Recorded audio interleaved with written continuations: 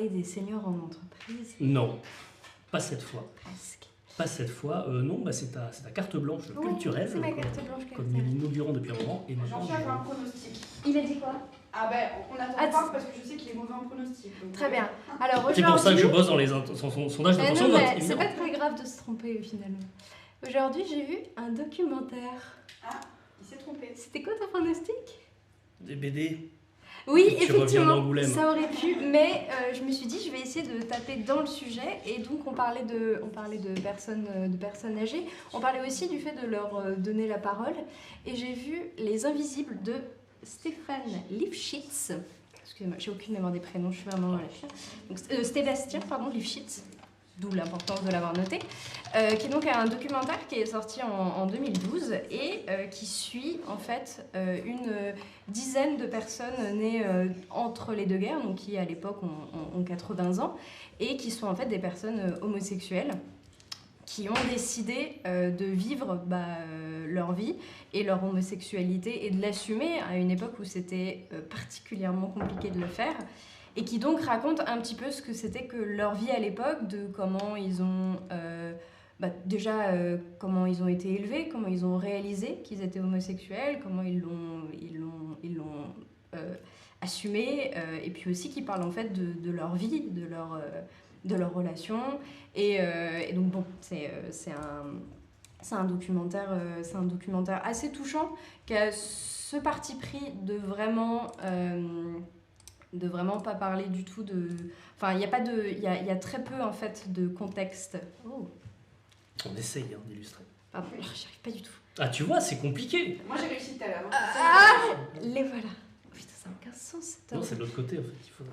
Bon, oui. Bon, bref. Bref, Les Invisibles Les sont Invisibles. sur des gens qui sont homosexuels et à une époque où c'est compliqué. Voilà, à une époque où c'est compliqué et qui reviennent donc en 2012 expliquer un peu leur parcours. Et donc c'est intéressant parce qu'on a donc des femmes, des hommes, parfois c'est des couples, parfois c'est des personnes seules, c'est des personnes qui viennent de la campagne, c'est des personnes qui viennent des villes, donc on a quand même un aperçu qui paraît assez grand. Puis par exemple, moi, sur l'homosexualité à la campagne, moi j'y connais pas grand chose parce que ma connaissance de l'homosexualité, surtout dans les années 60, parce que ça va parler de mai 68, etc., en fait, c'est mai 68, c'est les villes.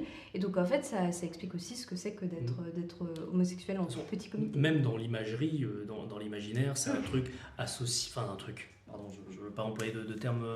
mais l'homosexualité est associée à une jeunesse urbaine, en tout cas dans des représentations qui ont la vie dure. Or... j'ai envie de dire, encore une fois, sans jugement de valeur, mais de façon très maladroite, c'est comme tout, il y en a partout. Mais oui. Donc voilà, et de parler, déjà à une époque ancienne, mais en plus dans un cadre dépaysé en quelque sorte par rapport à l'idée qu'on peut s'en faire, c'est ce que tu as Oui, trouvé c'est ça, là-dedans. c'est qu'en fait, c'est dépaysé. Puis comme je disais, c'est aussi, on n'est pas du tout là pour faire de l'histoire, on n'est pas du tout là pour balancer des dates, pour balancer les lois. C'est vraiment des personnes qui vont raconter leur vécu, avec des vécus plus ou moins dur évidemment, et donc en fait on raccroche un peu les wagons de l'histoire par des petites phrases d'une des personnes qui parlait et qui disait mais on ne vous rendait pas compte, moi à l'époque quand je disais que j'étais homosexuelle à mon médecin, il me parlait de pathologie, il me parlait de maladies psychiatriques, et va t'assumer quand t'en parles autour de toi, le discours c'est t'es malade en fait, et donc ça va aussi, on a parmi ces personnes, il y en a qui ont été militants dans des mouvements gays ou lesbiens de libération, donc qui en parlent, mais c'est pas non plus leur sujet, donc c'est aussi intéressant de voir un peu leur vision, avec des personnes aussi, voilà, il y en a un, il vient de la campagne, il s'est jamais mis en couple, il était bi et il te raconte, je couchais avec des meufs, je couchais avec des mecs, et puis c'est ça l'amour en fait. Et c'est aussi, et on parlait du fait de donner la parole à des personnes âgées, passées 70 ans, 80 ans, et en fait c'est aussi intéressant parce que c'est des personnes qui vont parler de leurs amours, qui vont parler de leur rapport à la sexualité, et qui vont parler aussi de leur rapport aujourd'hui à l'amour et à la sexualité. Et à leur âge. À leur âge. Et on retrouve un peu ce que dit Catherine entre ceux qui vont dire c'est plus de mon âge, en fait, là j'ai raccroché, Bon, Pas l'homosexualité. Oui, l'activité, c'est ce que j'allais dire. voilà. C'est parce qu'en fait, c'est Oh, ils j'arrête. parlent- finalement. Non, mais qui expliquent que bon, la sexualité qui était quasiment pour il y en a une, c'est une arme militante en fait. Elle a été, elle avait, il y en avait deux. C'était c'était aussi un lesbianisme politique. Bah, qui raconte, il y en a une, elle dit bah à un moment j'ai compris que c'est bon, c'était plus de mon âge. Et puis c'est cette même personne, c'est la personne dont je parlais qui est à la campagne et qui est vraiment incroyable, qui vient de dire. Non, faut pas s'arrêter. À partir du moment où on s'arrête, on repart plus. Donc, on y va, quoi. Et donc, il y a aussi ce rapport-là à l'intime et à l'amour qu'on voit pas beaucoup dans les... je trouve, dans les œuvres de fiction. Donc il y en a qui, en plus, c'est très attendrissant. Il y en a deux, ils se sont rencontrés par les lettres, les courriers des lecteurs. Tu vois, ils avaient 70 ans, il y en avait un, il venait de perdre son copain, l'autre, bon, il était marié à une femme et il avait des enfants, mais ça mettait un peu de l'aide. Et voilà, ils se rencontrent à 70 ans et puis ils s'aiment. Enfin, c'est vraiment, c'est joli, c'est émouvant, c'est un peu dur. Et en même temps, c'est aussi des personnes qui mâchent pas trop leurs mots et... Voilà. Oui, qui n'ont plus à perdre, plus de faux semblants à... je pense qu'ils en ont jamais eu. Puis c'est intéressant parce que tu vois aussi ceux qui ont un peu repensé leur histoire, intellectualisé la chose, etc. Et puis il y a ceux qui sont vraiment dans le moment, quoi. Et c'est aussi intéressant. Et puis bon, après, il y en a, c'est vraiment des phénomènes. Il y en a une, elle te raconte...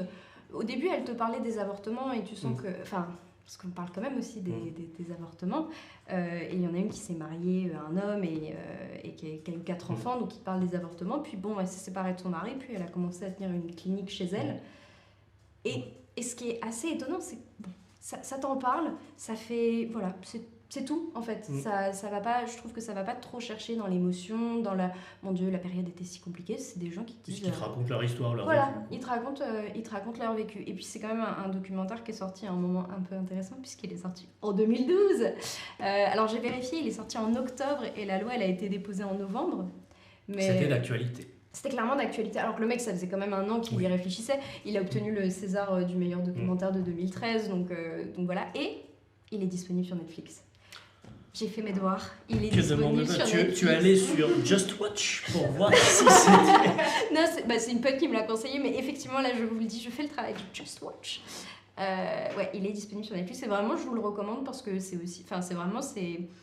Au-delà des chiffres, c'était quoi de vivre et d'être homo. Et il y en a qui te disent qu'ils l'ont bien vécu. Hein. Enfin, qu'ils l'ont bien vécu, qui sentaient bien qu'ils étaient différents, mais qui, voilà, ils ont fait leur vie. Et puis, il y a peut-être aussi un truc de... intériorisation un peu quand même des difficultés que c'est et puis ça a un rapport aussi sur la question de enfin c'est intéressant, il y a un moment il y a cette femme qui parle à ses 4 enfants, donc elle a fait son coming out à 40 ans, enfin bon, ses enfants lui disent bon, on savait bien maman que t'étais homo, il y avait des filles qui arrivaient le soir et elles étaient là le matin, on se doutait bien qu'il y avait quelque chose, donc Les soirées pyjama. voilà, c'est ça. Et qui disait, mais en fait, c'est la question de la visibilité des homosexuels à l'époque, elle était ultra importante parce qu'il y avait un vrai truc de caché, quoi. On ne montrait pas. On savait que ça pouvait exister, mais ça ne pouvait pas. Ou le peu qui était montré était d'une ultra caricature ou un truc très de niche dans la niche qui fait qu'il n'y a pas de représentativité ou d'inclusion. Enfin, c'est des termes de toute façon nouveaux. Hein. Bah eux, ils étaient vraiment aux prémices du truc, c'est-à-dire que eux, ils étaient les niches. En fait, ces mouvements un peu... Enfin, il y a un mec qui faisait partie d'un mouvement de... Je crois que c'est le mouvement de libération gay, mais je ne suis plus exactement sûre. Désolée. Mais oui, il y avait un côté niche, il y avait un côté... on se retrouve entre nous, on fait des événements entre nous, on veut être visible, mais oui, ça restait quand même un peu circonscrit à des... Putain, je sais jamais, c'est affreux. Circonscrit. Ouais, mais je dis le bon, et à chaque fois, j'ai le doute, et je dis le mauvais. Bref. C'est pas pareil. Non, clairement, on n'est pas sur la même vibe. Mais bref, qui reste un peu dans un même sac. Mais c'était vraiment intéressant et c'était bien. J'ai failli pleurer une fois, mais je suis rapidement émue. Déjà que des vieux dans la fiction, alors malheureusement il n'y en a pas tant que ça, mais en général, des vieux dans la fiction, ça marche à peu près tout le temps. Donc c'est à se demander pourquoi il y en a aussi peu, vieux dans la fiction. Que dans tous les types de fiction d'ailleurs, et quel que soit le support, enfin à mon sens, quand il y a un vieux, pour moi c'est toujours le meilleur personnage quand il est exploité. Donc là en plus c'est la réalité. Ouais, non mais c'est Allons-y, ouais, c'est vraiment normal. bien. Voilà. C'est normal, donc bref. Tu vends bien tes éléments à chaque fois. Hein. Je vais me faire une liste. C'est gentil. Voilà. Coco Bayenora. C'est gentil. Bon, bref. Ça va être le nom de la. Donc en tout cas, jusqu'au bout, on aura parlé de cette thématique, même du sujet d'actualité qui n'était pas censé être dédié à la thématique au sens large. Voilà. Mais on a parlé des seniors, de nos personnes âgées, de nos vieux, jusqu'au 50 ans bout. plus. Et voilà, quel que soit l'âge, peu importe. Voilà, on est tous le vieux de quelqu'un, moi le premier. Et, n'est-ce pas, on me fait assez remarquer au quotidien au bureau. Qui oserait? Qui, n'est-ce pas? Non, en tout cas, tout ça pour dire que voilà, moi personnellement, je suis très content qu'on ait évoqué cette thématique qui n'était pas forcément évidente, encore une fois, dans nos brainstorming sur cette thématique genre et inclusivité. C'est vrai qu'on est resté assez bloqué, je dis pas ça au sens négatif,